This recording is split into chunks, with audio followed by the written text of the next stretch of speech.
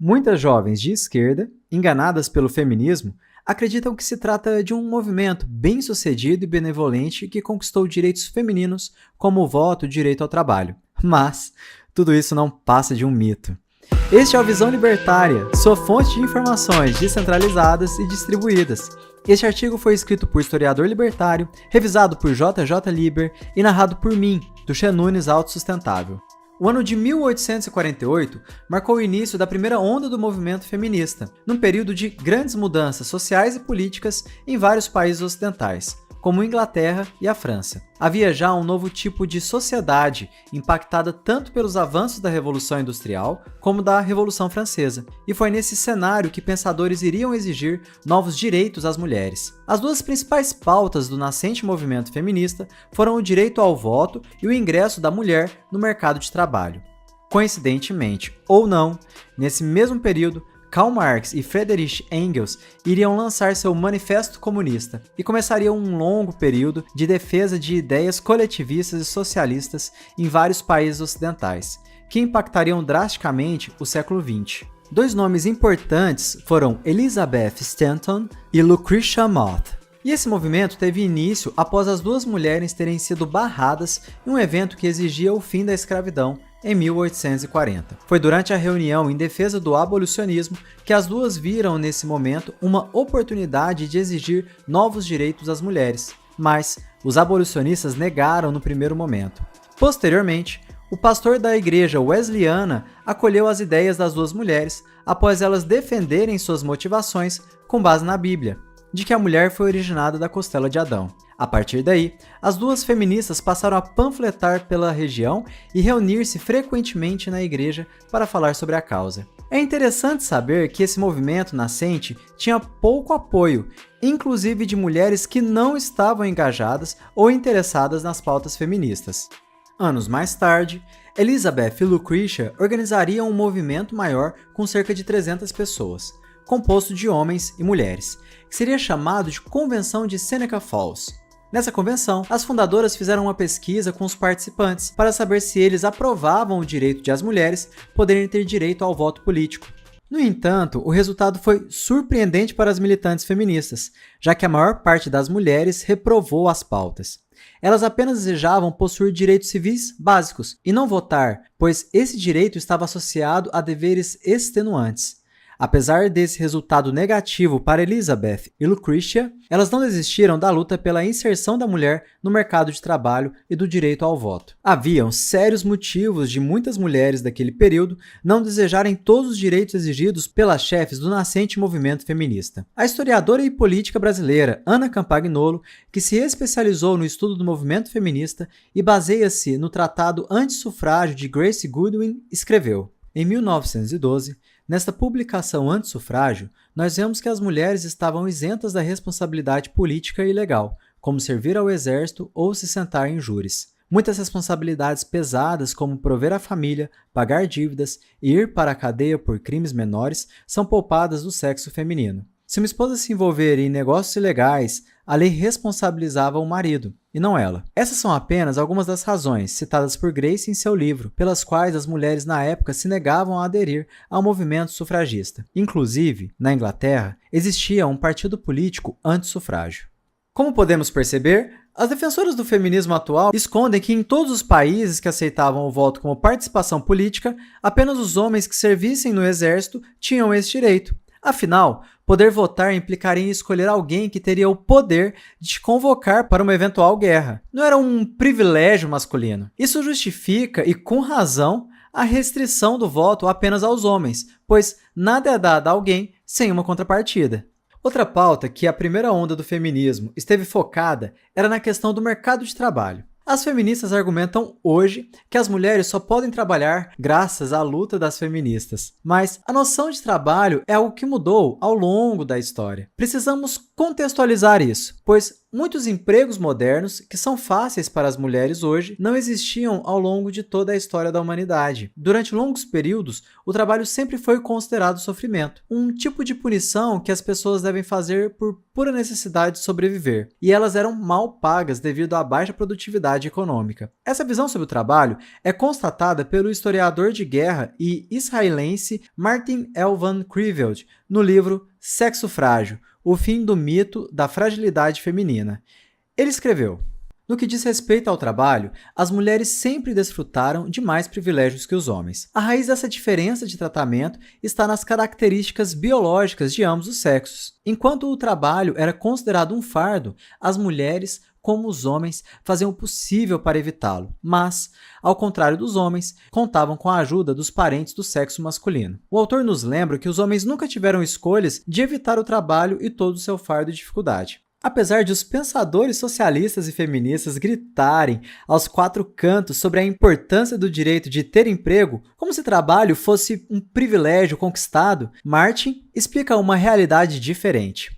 Compreensivelmente, a maioria das mulheres compelidas a trabalhar por circunstâncias econômicas continua a encarar o trabalho como um fardo. Como as estatísticas mostram, as mulheres costumam aproveitar a primeira oportunidade para fugir do trabalho. A mudança na percepção do trabalho começou a mudar a partir do século XVI, quando ele passa a ser associado ao serviço religioso, como se fosse uma oferta para Deus. Os Estados Unidos, por exemplo, colonizado em boa parte por protestantes, foi o local onde o trabalho foi visto de forma positiva e uma nova cultura foi criada. Mas foi um novo mundo tecnológico, fruto da Revolução Industrial com o desenvolvimento do capitalismo e das empresas, que permitiu novos modelos de emprego, mais produtivos e menos arriscado para mulheres ocuparem. Por isso, com essa possibilidade de escolher o emprego e com essa nova visão positiva do ato de trabalhar, que as feministas começaram a propagandear que o trabalho feminino era uma grande conquista das feministas. Com relação ao trabalho intelectual, que é um tipo de trabalho antigo na história, ele era restrito a um pequeno grupo no passado, e não havia um grande interesse da classe média por esse tipo de trabalho. No entanto, havia algumas possibilidades de estudo escolares e universitários para homens e mulheres de classes baixas. Como exemplo, temos intelectuais como Machado de Assis, Francisco de Paula Brito e o Papa São Pio X, que viveram entre os séculos XIX e XX, vindo de famílias pobres. E não foram só homens, já que Santa Edith Stein foi uma mulher intelectual que chegou a se tornar doutora em filosofia no começo do século XX. A demanda real pelo trabalho feminino só foi aumentar significativamente a partir da Primeira Guerra Mundial, quando centenas de milhares de homens de vários países estavam em pleno conflito. Isso obrigou muitas mulheres a terem que trabalhar em fábricas para que bens básicos e até armamentos pudessem ser produzidos. Isso, no entanto, não foi algo definitivo para muitas mulheres, já que aquelas que tinham maridos com boa condição financeira escolheram voltar para seus trabalhos domésticos e cuidar da família. De acordo com a historiadora Anna Campagnolo, cerca de 3 milhões de mulheres decidiram sair de seus trabalhos pesados nas fábricas após a guerra e voltar para o trabalho no lar. A recente visão romantizada do trabalho, que isso apenas é um grande benefício para as mulheres, pode facilmente ser contestada como algo unicamente benéfico. Grande parte dos trabalhos são braçais e exigem força física, além de representarem um risco de vida ao trabalhador, sendo eles ocupados por homens, muitos dos quais já morreram no trabalho. Esses trabalhos arriscados dificilmente seriam tão bem feitos por mulheres como são por homens fortes e treinados, além de serem insalubres, uma realidade que as feministas esquecem de pontuar. Elas, em sua hipocrisia, apenas querem mais mulheres como presidentes, senadores, deputadas, médicas, CEOs de empresas e cargos de chefia em geral, mas se esquecem que o mercado de trabalho vai muito além disso. Além do fato de que o igualitarismo defendido pelos socialistas, se seguido à risca, implicaria que em todos os empregos deveriam ser ocupados igualmente por mulheres e homens, até os mais insalubres e arriscados. Isso nos mostra que ser homem não é necessariamente uma vantagem ou qualquer tipo de privilégio, mas exige responsabilidades e riscos, e muitas vezes uma vida difícil e de penúria. Outros exemplos, como as guerras, trabalhos perigosos em minas, construção civil, trabalhos em navios, todos são ocupados por homens que arriscam suas vidas, e ver isso como privilégio beira a insanidade. Portanto, é natural que as mulheres estejam protegidas no lar com a família ou ocupando trabalhos que não representem, de fato, grandes riscos à vida delas. Como as mulheres geram filhos, ou seja, elas criam a vida, aumentam a população, seus maridos e parceiros sempre tentaram mantê-las em maior segurança. É interessante destacar sobre alguns aspectos da primeira onda do movimento feminista que as atuais feministas omitem ou não têm conhecimento. As lideranças dos movimentos, as mais radicais, defendiam pautas que eram contraditórias às vontades da maioria das mulheres. Exemplos são os já citados direito ao voto, ao trabalho e fim da instituição do casamento e monogamia. Podemos ver então que essas lideranças não estavam de fato representando a vontade geral das mulheres, que na verdade defendiam os valores femininos, muito menos agindo de forma democrática em considerar o peso da opinião majoritária. Antes da primeira onda, haviam outros intelectuais feministas radicais que defendiam mudanças radicais e revolucionárias, nos lembrando o modus operandi dos comunistas. A origem do feminismo, no movimento conhecido como protofeminismo, defendiam-se pautas antifamília, contra o casamento e a monogamia, além da liberdade sexual das mulheres. William Goodwin, um homem, teria sido o primeiro feminista pelo que se tem registro, e ele era contra as estruturas tradicionais da sociedade em geral, não muito diferente de Karl Marx. Ademais, muitas das principais lideranças da primeira onda do movimento feminista seguiram essa linha de protofeminismo de William Goodwin. Entre elas estava Elizabeth Stanton e suas seguidoras que começaram a contestar posições cristãs, apesar de terem sido acolhidas apenas em um recinto cristão. Elizabeth chegou a escrever um livro chamado Bíblia Feminista, onde ela abordava suas principais teses: defesa do divórcio, rechaço à família e à maternidade, defesa do ingresso das mulheres em todos os tipos de trabalho, rechaço ao cristianismo por não permitir mulheres como sacerdotes. Isso, novamente, não era algo que representava a maioria das mulheres na sociedade ocidental, muitas delas que eram cristãs e cuidavam de suas famílias, além de serem casadas. Anna Campagnolo chega à conclusão que o feminismo sempre esteve muito mais ligado ao rompimento da família e à defesa da revolução sexual do que uma luta por direitos civis ou fim da violência. A historiadora, que desmascara os discursos feministas, diz que é um grande mito a ideia de que o feminismo surgiu pela liderança de mulheres cristãs que defendiam a família,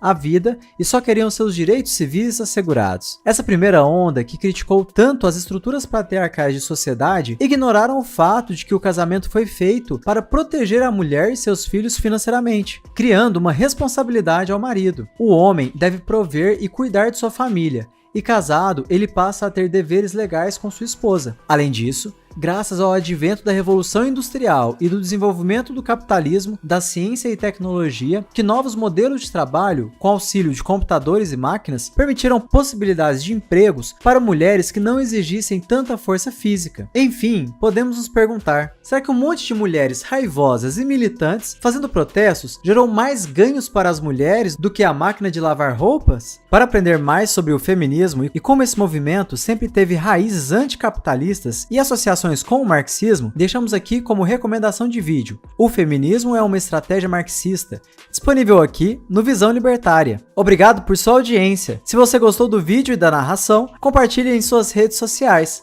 Caso deseje ser avisado de outros vídeos, clique em se inscrever e depois no botão de campainha. Até a próxima!